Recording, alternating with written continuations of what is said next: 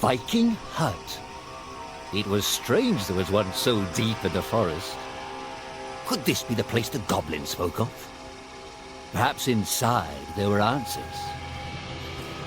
The hut was abandoned. All that remained was a book.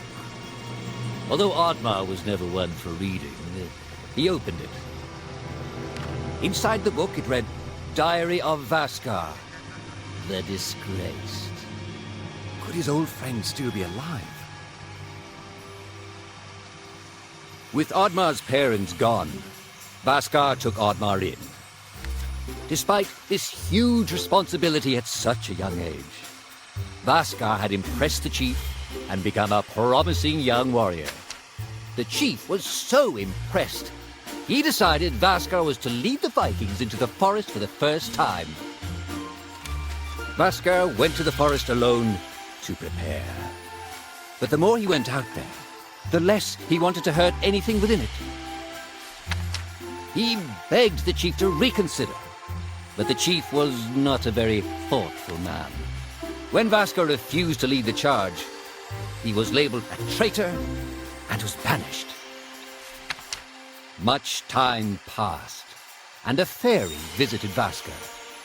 A great threat to the forest was looming, and her people were in danger. She knew she could trust him with the great power to save the forest. He had no idea he was to fight the god of chaos. Vaskar was almost victorious, but Loki, in desperation, turned Vaskar's own powers against him. He was cursed, but Loki was driven from the forest for now. The curse was quickly consuming Vaskar, but the fairy could not help.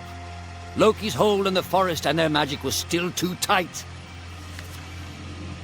The fairy asked if there was anyone else who could help. Vaskar was reluctant to put his friend in danger, but he had no choice. Oddmar always asked himself why he never went out there, why he was too scared to try and help his friend as he had helped him. He often thought about that. But where was Vaskar now? Perhaps his aunt laid further down the river.